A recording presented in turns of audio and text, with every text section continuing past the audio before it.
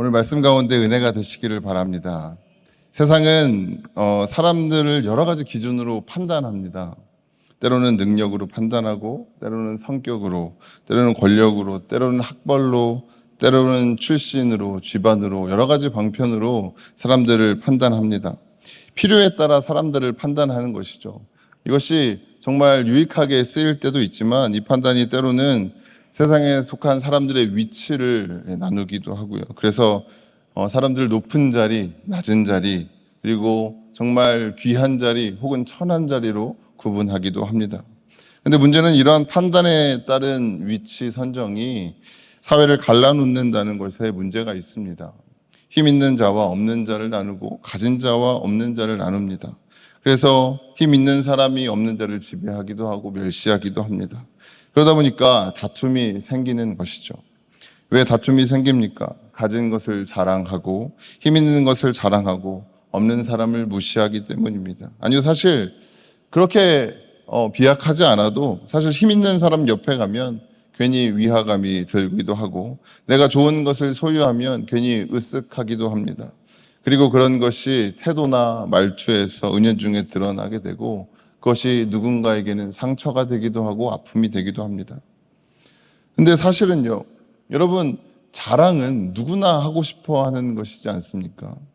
이것이 정말 이거 자랑하는 것이 나쁘다고 이야기할 수도 있겠지만 사람들에게는 누구나 이 자랑하고 싶어 하는 마음이 있습니다.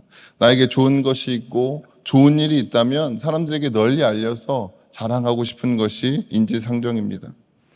그렇다면 사람이 다 정말 그런 마음이 있다면 자랑이 사람마다 다 있는 것이라면 이것이 하나님께서 우리에게 주신 것이라는 건데 우리에게 내재되어 있는 성향이라는 것인데 이것을 선하게 사용하는 방법이 있지 않겠습니까? 오늘 말씀을 나누는 가운데 이 자랑의 올바른 사용법을 익히게 되시기를 간절히 소망합니다. 바울은 이렇게 다툼을 만들어내는 세상적인 판단과 자랑이 헛되다고 이야기를 합니다. 하나님께서는 세상적으로 볼 때 지혜가 없고 능력 없는 자들을 선택하셔서 그들을 주권적으로 이끌어 주셔서 그들을 이롭게 하시기 때문입니다. 여러분, 십자가를 보십시오. 세상 사람들의 가치관이나 세상 사람들의 생각으로 봤을 때 너무도 저주스럽고 꼴도 보기 싫고 정말 최악을 상징하는 것이 십자가 아니었겠습니까? 그런데 이것을 사용하셔서 정말 인류의 구원이라는 놀라운 일을 이루신 분이 하나님 아니십니까? 최악으로 최선의 것을 만드신 분이 하나님이십니다. 판단 기준을 우리가 하나님께 두어야 된다는 것입니다. 우리의 가치 판단으로는 하나님의 뜻을 우리가 헤아릴 수가 없습니다. 우리는 그 기준이 되시는 하나님께서 우리의 아버지 되시고 그분이 우리의 구원자 되심을 자랑하는 것, 그것이 최선일 것입니다.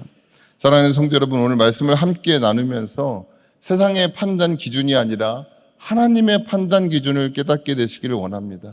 그래서 세상의 인재가 아니라 하나님 나라의 인재로서 쓰임 받으시는 저와 여러분들이 다 되시기를 소원합니다.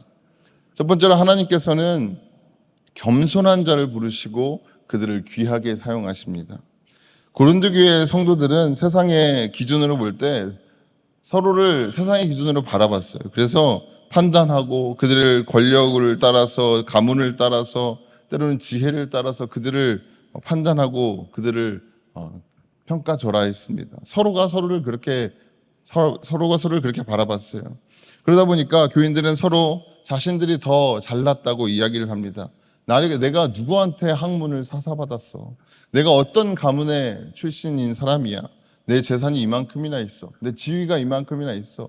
네가 말하는 것보다 내가 말하는 게 더 옳지 않겠냐고 그렇게 서로가 서로를 비하하고 자신의 주장이 더 옳다고 주장했습니다. 교만한 사람은 남의 말을 듣지 않습니다. 기본적으로 내가 더 위에 있다고 생각하니까 나보다 밑에 있는 사람의 말에 귀를 기울이지 않아요. 그 사람들의 말을 듣지 않습니다. 그리고 자신의 말을 관철시키려고 합니다. 하나님의 뜻이 아니라 자신의 뜻이 우선인 겁니다. 하나님의 뜻보다 내 생각이 우선인 겁니다. 그러니까 교회는 나누어질 수밖에 없습니다. 서로가 서로를 듣지를 않으니까. 서로가 서로를 이해하려고 하는 마음이 없으니까 말입니다. 서로 자기 말이 옳다고 하니까 나누어질 수밖에 없습니다. 그래서 사도 바울은 26절 말씀을 통해 고린도 교회 교인들을 향해서 말합니다. 너희들이 하나님께 부르심을 받아서 이 고린도 교회에 올 때 너희들의 처지를 생각해 보라는 겁니다. 너희들이 정말 지금 너희들이 말하는 것처럼 가문이 좋은 사람이었니? 뛰어난 사람이었니? 정말 그럴 만한 위치에 있는 사람이었니? 라고 말하는 겁니다. 바울은 고린도 교회 교인들에게 스스로를 바라보게 하는 것입니다. 너희들 되돌아봐봐. 하나님께서 정말 너희들이 뛰어나서 이 고린도 교회에 부르셨는가? 그것을 돌아보라는 것입니다. 정말 지혜로운 권면입니다. 26절의 말씀에 나와 있는 것처럼 고린도 교회 교인들은 지혜 있는 사람이 많지 않았고 권력 있는 사람이 많지 않았고 가문이 훌륭한 사람도 많지 않았습니다. 그런 그들을 하나님께서 부르신 것입니다. 그러니 이 사실을 다시 한번 상기시켜 보고 정말 하나님의 눈으로 서로를 바라보라는 것입니다. 그런데 고린도 교회의 이러한 모습이 그 당시 고린도 교회에만 있는 모습입니까? 우리에게는 있지 않습니까? 오늘날 우리의 교회의 모습과 크게 다르지가 않습니다. 어느 교회나 서로가 서로를 비교하기를 좋아합니다. 그리고 자랑하기를 좋아합니다. 다른 교회와 비교하고 다른 교인과 비교하면서 우리 교회가 또 내가 더 믿음이 좋다고 내가 더 신앙생활 잘하고 있다고 그렇게 자랑하려고 합니다.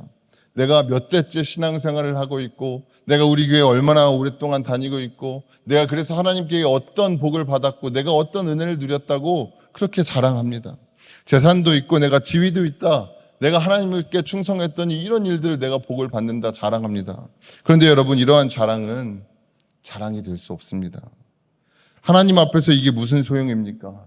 우리가 하나님 앞에서 내가 가진 것을 자랑할 수 있겠습니까? 아니면 내가 의로운 것을 자랑할 수 있겠습니까? 아니면 내가 이룬 것들을 자랑할 수 있겠습니까? 아니 내가 이루고 내가 가진 것들이 정말 내가 하나님께 봉사해서 받은 것입니까? 그럼 그것은 일당이죠. 그것은 월급이죠.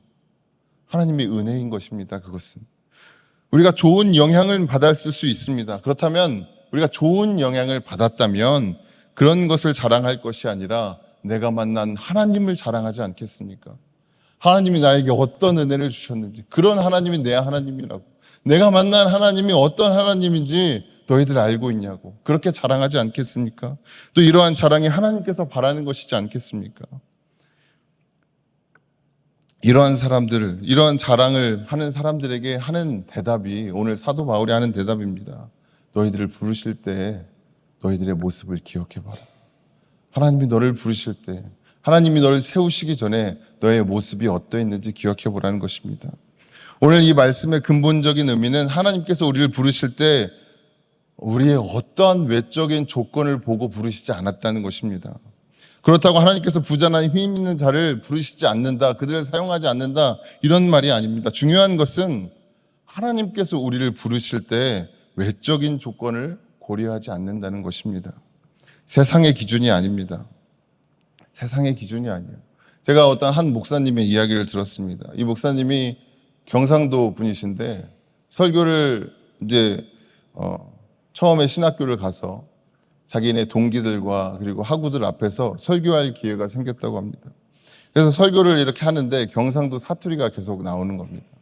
근데 이 문장이 끝날 때마다 사람들이 막 이렇게 키득키득 웃는 모습이 보이고 소리가 들리는 겁니다. 그래서 그때 이게 너무 상처가 됐던 겁니다. 그래서 목사 안수를 받고 목회 활동을 하면서도 설교하러 올라가는 그 시간이 너무 괴로웠다고 합니다. 설교를 준비하는 것까지는 괜찮은데 올라와서 설교를 하자니 너무 두렵고 떨리고 또 사람들이 그렇게 반응할까 봐 두려웠다고 합니다. 그런데 오늘 말씀을 읽고서 그래 세상 사람들이 판단하는 것보다 하나님께서 보시는 게 더 중요하지라는 생각을 갖게 되었다고 합니다. 근데 그게 마음에 새겨지지가 않는 거예요. 이게 마음에 정말 딱 담겨졌다면 올라와서 그 다음부터 설교할 때 괜찮았겠죠. 근데 이게 담겨지지가 않은 겁니다.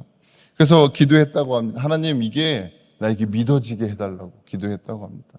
그리고 이게 믿어지니까 그 다음부터 설교하는 게 두렵지 않아졌다고 합니다. 하나님의 말씀을 전하는 게 이제 자신이 있어진 겁니다. 이 목사님이 누구시냐면 얼마 전에 은퇴하시고 또 지금도 귀하게 쓰임 받으시는 유기성 목사님입니다. 여러분 중요한 건 하나님이 부르실 때 세상의 기준과 세상의 판단과 세상 사람들이 보는 시선으로 우리를 보지 않으신다는 거예요. 하나님은 그런 부족한 우리를 사용하시는 분이십니다. 사도 바울은 빌립보서 3장 8절에서 이렇게 말합니다. 그뿐만 아니라 내 주 예수 그리스도를 아는 지식이 가장 고귀함으로 나는 그 밖의 모든 것을 해로 여깁니다. 나는 그리스도 때문에 모든 것을 잃었고 그 모든 것을 오물로 여깁니다. 사도 바울은 이 땅에서 어떤 조그만 지혜나 문벌, 가문 이런 것 따위 정말 오물과 다름없다고 이야기를 하는 거죠. 가장 높은 주님과 또 천국의 기준으로 볼 때 정말 쓸데없는 거라는 겁니다. 내가 가진 지식이나 재산이나 있던 거 다 필요 없다 이겁니다. 천국의 기준으로 볼 때 바울 자신을 포함해서 너나 할 것 없이 다 똑같은 사람들입니다. 어떤 사람들입니까? 하나님 앞에 다 똑같이 죄인입니다. 다 똑같이 죄인입니다. 다 나아가서는 모두 다 하나님의 진노를 받아야 할 그런 마땅한 사람들이 바로 우리들입니다. 우리 모두 죄인에 불과합니다. 죽어 마땅한 사람들인 것입니다. 무엇이 잘났다고 우리가 세상에서 자랑할 수 있겠습니까? 하나님 앞에서 뭐가 잘났다고 자랑할 수 있겠습니까? 이런 죄인이 뭘 가졌다고 자랑하겠습니까? 이런 우리도 받아들여 주시고 이런 우리를 의롭다 여기신 하나님밖에 우리는 자랑할 것이 없는 겁니다. 우리가 자랑할 수 있는 것은 주님밖에 없습니다. 우리 삶에 주님이 계시다면, 예수 그리스도가 계시다면 그래서 우리는 겸손할 수밖에 없는 겁니다. 자랑할 게 내가 아니라 하나님입니다. 우리가 죽을 수밖에 없는 존재들이고 기껏해야 오물과 같은 존재들인데 주님 앞에 우리가 내세울 것이 아무것도 없는데 심지어 그런 우리를 받아주신 그 주님을 자랑할 수밖에 없습니다. 사랑하는 성도 여러분, 겸손히 주님을 바라보시기를 바랍니다. 그래야 해서 주님의 부르심에 나의 능력으로 응답하고 나의 능력으로 이루려고 하는 것이 아니라 주님의 능력으로 응답하시고 주님의 능력으로 우리 주의 교회를 세워가는 저와 여러분들이 다 되시기를 간절히 소망합니다. 두 번째로 하나님께서는 주님의 말씀에 경청하는 사람을 하나님 나라의 인재로 사용하십니다. 주님의 말씀에 경청해야 합니다. 30절 말씀입니다. 그러나 여러분은 하나님의 자녀로서 그리스도 예수 안에 있습니다. 그는 우리에게 하나님으로부터 오는 지혜가 되시며 의와 거룩함과 구원이 되셨습니다. 우리는 하나님의 자녀로서 예수님 안에 있습니다. 그래서 우리는 예수님 안에서 의로워질 수 있고 거룩해질 수 있고 구원받을 수 있습니다. 그래서 우리가 자랑할 것은 주님밖에 없습니다. 그런데요, 말은 그런데 정말 여러분 주님을 자랑하며 살고 계십니까? 정말 주님을 자랑하면서 살고 계십니까? 여러분, 자랑한다는 것은 이런 겁니다. 드러내고 싶어 하는 거예요. 예를 들어서 2014년 FW 가을 겨울 신상 핸드백과 구두가 누가 선물해서 여러분이 가지고 있다고 생각해 보십시오. 장롱에 고이 모셔놓겠습니까? 아니면 신고 나오시겠습니까? 그리고 남자분들도 마찬가지입니다. 롤스로이스나 페라리나 이런 차가 여러분들 가정용 차 말고 정말 여러분이 취미로 살 수 있을 만한 능력이 돼서 그런 차들이 여러분에게 있다고 생각해 보십시오. 그냥 차고에 넣어두시겠습니까? 끌고 나오시겠습니까? 누가 관심을 보이면 어떻게 하겠습니까? 이 차와 구두와 백이 얼마나 좋은지, 얼마나 고급스러운지 이 브랜드의 역사까지도 읽지 않겠습니까? 정말 자세히 설명하면서 뿌듯해하고 기뻐하지 않겠습니까? 여러분, 이겁니다. 교회에서는요, 그리스도인들이 모인 곳에서는 모이면 그래야 하는 겁니다. 엉뚱한 거 자랑하지 말고 예수 그리스도를 자랑해야 하는 겁니다. 내가 만난 하나님을 자랑해야 하는 겁니다. 하나님이 나에게 일하시는 것을 자랑해야 하는 겁니다. 그분이 얼마나 위대한 분인지 찬양해야 하는 겁니다. 우리가 모이는 모든 모임에서 그렇게 해야 되는 것입니다. 여러분, 바자회 때문에 여러분 많이 요즘에 모이시더라고요. 모이실 때 여러분 하나님을 찬양하십시오. 하나님이 어떻게 일하시는지 고백하십시오. 이걸 이렇게 했네, 저걸 저렇게 했네 서로 이야기하는 것보다 하나님께서 이것도 이렇게 사용하실 거다라고 여러분 고백해 보십시오. 그 모임이 얼마나 즐거워지겠습니까? 그 모임이 얼마나 나오고 싶은 모임이 되겠습니까? 여러분, 그것은 속회 모임에서도 그래야 하는 것이고 친교 모임에서도 식사하는 자리에서도 그래야 하는 것입니다. 왜? 우리가 그리스도인이기 때문입니다. 우리가 자랑할 것이 예수님밖에 없기 때문입니다. 오늘 본문 말씀에서도 사도 바울이 얼마나 예수님을 자랑하고 있습니까? 고린도 교회 교인들에게 깨닫게 하려고 이 말씀을 하지만 사실 이 말씀 모두가 다 바울의 고백이 아닙니까? 여러분, 예수님을 자랑하기 위해서 여러분 얼마나 서술할 수 있겠습니까? 예수님을 드러내기 위해서 얼마나 말할 수 있겠습니까? 제가 어제 아내랑 잠깐 이야기하는데, 아내가 요즘에 심리학 공부를 하는데 치료 방법 중에 그런 게 있다고 합니다. 자신이 두려워하는 것, 그리고 자신이 믿는 신에 대해서 쓰라고 이제 하는 이렇게 테스트가 있는데요. 신에 대해서 쓰라고 하면 두루뭉술하게 정말 짧게 이렇게 쓴다고 합니다. 근데 두려워하는 것에 대해서 쓰라고 하면 정말 그렇게 자세하게 서술할 수가 없다고 합니다. 정말 길고 정말 자세하게. 사도 바울은 예수님을 그렇게 설명할 수 있는 사람이었습니다. 우리도 그렇게 되어야 하지 않겠습니까? 우리가 무서워하는 것, 우리가 부러워하는 것, 세상적인 것, 내가 가지고 싶은 것 얼마나 많이 쓸 수 있습니까? 그런데 여러분, 하나님에게 은혜 받기 위해서, 예수님에게 은혜 받기 위해서 여러분 얼마나 그렇게 자세하게 기도하고 얼마나 그렇게 예수님을 찾고 있습니까? 말만 그렇게 번지르하게 하는 분이 아니라고 사도 바울은 계속해서 예수님을 이야기하지 않습니까? 세상에서 비천하다고 하는 십자가에 달려 죽으셔서 온 인류를 구원하신 위대한 분이라고 계속해서 고백하고 있습니다. 그런데 보세요. 이 사도 바울이 고백하는 그 예수님, 그리고 이 고린도 교회 성도들을 설득하기 위해서 하는 이 말들의 근거가 어디에 있습니까? 이 근거가 어디에 있습니까? 성경에 기록되어 있는 말씀으로 말합니다. 사도 바울은 그냥 자신이 머리를 굴려서 똑똑한 사람이잖아요. 자신이 머리를 굴려서 정말 멋진 말, 좋은 말, 논리적인 말, 그런 말 하는 게 아닙니다. 성경에 기록된 말로 하는 겁니다. 하나님의 말씀에 귀를 기울이면서 하나님의 뜻을 구하여서 깨닫게 된 이야기를 전하고 있는 겁니다. 그것으로 고린도 교회 교인들을 설득하고 있는 것입니다. 그리고 하나님은 그런 바울을 사용하셔서 고린도 교회 교인들을 깨닫게 하는 겁니다. 하나님의 말씀을 듣고 전하는 바울을 통해서 깨닫게 하시는 겁니다. 그런데 만약에 바울이 자신의 머리를 굴렸으면 어땠을까요? 정말 똑똑한 사람이지 않습니까? 이 사람이 자신이 성경 지식도 많고 자신이 가진 것도 논리적인 이야기도 또 위대한 사람에게 학문을 사사받지 않았습니까? 이 사람이 자신의 머리를 굴려서 이야기를 했으면 어땠을까요? 고린도 교회에 분열되어 있는 사람들의 말을 다 들어보고서 타당한 쪽에 섰을 것입니다. 이건 옳고 저 사람들의 말은 이것이 논리적으로 맞지 않으니까 이 사람들 말을 따르십시오. 혹은 자신이 논리를 새롭게 세워서 여러분 이건 이래서 안 되고 저건 저래서 안 되니 내 말을 따르십시오 말하지 않았겠습니까? 그런데 어떻습니까? 말씀을 인용하면서 본질을 꿰뚫습니다. 여러분이 이런저런 문제로 싸우지만 이 문제의 핵심은 그게 아닙니다. 누가 더 잘났고 누가 더 많이 알고 누가 더 논리적으로 정연하고 그 문제가 아니라 너희가 엉뚱한 것을 가지고 자랑하며 싸우고 있다라고 이야기합니다. 우리의 어떠함과 상관없이 우리를 주님은 부르셨는데, 우리가 어떠함과 상관없이 주님께서 우리를 부르셨는데 너희가 그 어떠함을 가지고 자랑하고 있어서 다툼이 일어나고 교회가 분열되는 것이라고 말하는 것입니다. 사실은 여기에 우리가 담임 목사님을 위해서 또 우리 교회를 위해서 또 교역자들을 위해서 기도해야 하는 이유가 여기에 있습니다. 제가 부목사라서 할 수 있는 말인 것 같습니다.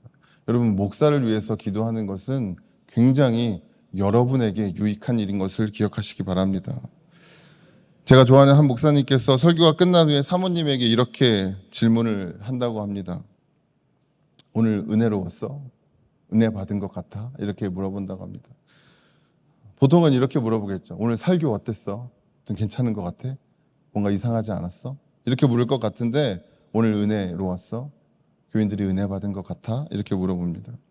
설교를 멋들어지게 하고 논리적으로 하고 정말 호소력 있게 한다고 해도 성도님들이 은혜 받지 못하면 좋은 웅변일 뿐이지 그건 좋은 설교가 아니라는 겁니다.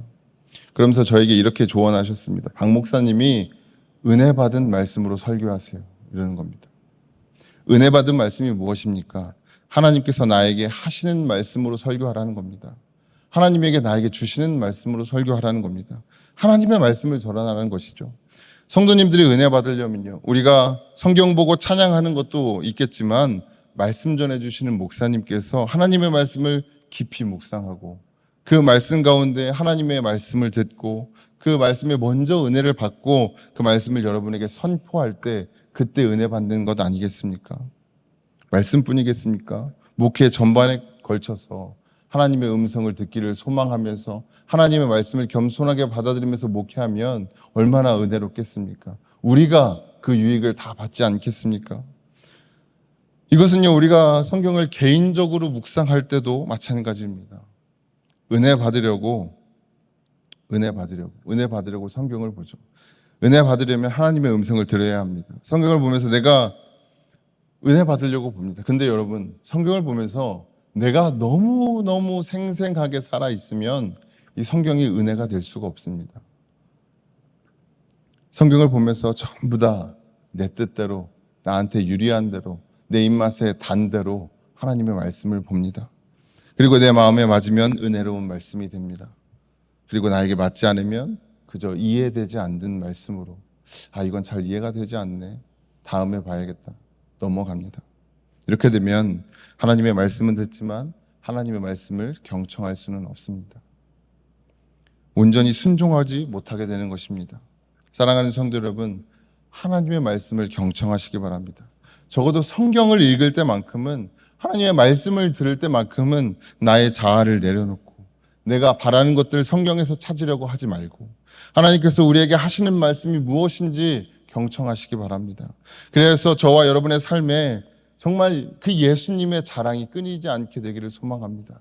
오늘도 성경을 보면서 예수님이 나에게 이렇게 말씀하셨어. 오늘도 하나님의 말씀을 읽는데, 오늘도 하나님의 말씀을 듣는데, 내가 오늘도 하나님을 찬양하는데 하나님께서 나에게 이렇게 역사하셨어 하는 그 자랑이 저와 여러분의 삶에 끊이지 않게 되기를 소망합니다. 찬양팀 준비해 주시고요. 사람이 자랑하는 이유는요, 자기의 존재 가치나 강함을 드러내기 위해서 자랑합니다. 그래서 자신이 소유한 것을 드러내어서 자기의 가치를 높이려고 합니다. 그리고 자신이 가진 강함을 드러내어서 아무도 자신을 공격하지 못하게 방어합니다.